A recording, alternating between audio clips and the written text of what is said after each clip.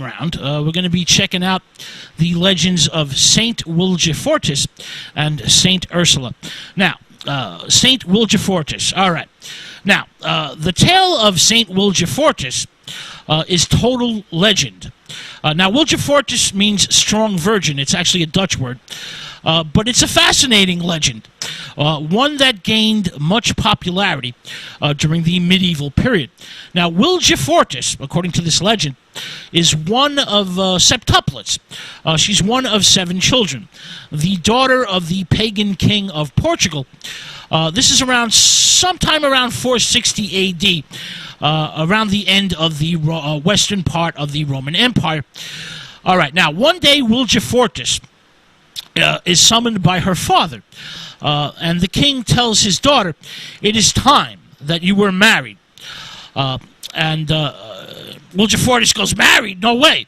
I am sworn to virginity and married to Jesus Christ." Well, the king of Portugal gets angry and says to his daughter, "I am the king, and you must do as you are told. I have found you an excellent husband, the king of Sicily." Wilgefortis says, tells her father, the king, "I cannot break my vow to God, father." The king says to his daughter, "Christianity is a ludicrous superstition, and you will obey me, for I am the king." He's like pounding his fist on the throne as he's saying this. All right, now Wilgefortis runs into the arms of her mother, a kindly woman, the direct opposite of her husband. Her mother tells the young girl, "You know what the king is like. I am afraid there is no way out. You must obey your father." That night, Wilgefortis prays and prays non-stop. She prays all night long, begging God, "Please let the king of Sicily reject me. Let him find me unattractive." And essentially she cries herself to sleep. The next morning, her mother goes into her daughter's bedchamber. "The sun is up, my dear. It's time for you to awaken." Well, the mother gasps with shock because Wilgefortis has grown a very, very thick beard overnight. The mother's asking herself, well, how are we going to tell this to the king? I mean, how are we going to tell this to your father? And basically, God has answered Wilgefortis' prayers.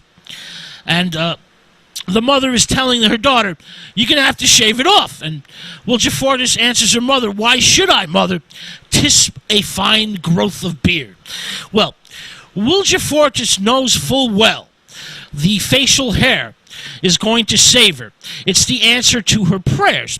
And that there's going to be no marriage to the king of Sicily.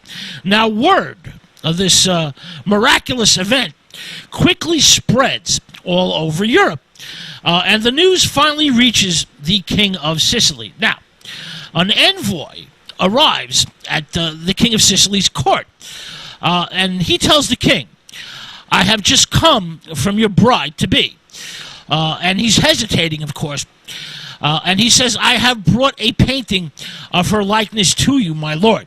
Well, the king of Sicily sees the painting, and he's open-mouthed and in shock. "This is not what I was promised." He's very, very angry.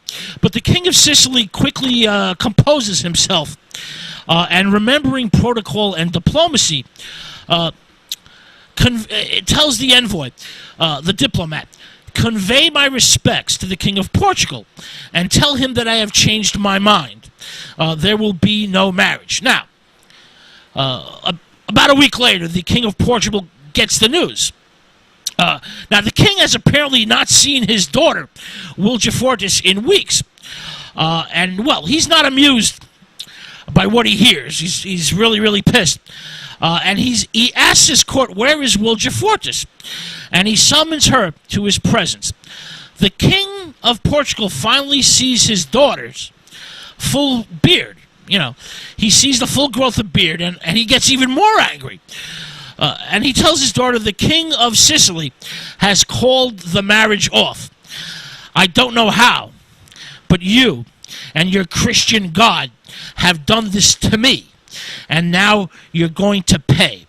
Nobody messed with the pagan king of Portugal, not even his own family. So Wilgefortis is crucified by her own father. Now, while Wilgefortis is on the cross, she prays to God and asks that all who would remember her and invoke her name will be freed from their troubles and their hardships. Now, Wilgefortis, over the centuries, becomes known by a couple of other names, Liberata and Uncumbered. She becomes a symbol for women's liberation from the curse of worthless and cruel men.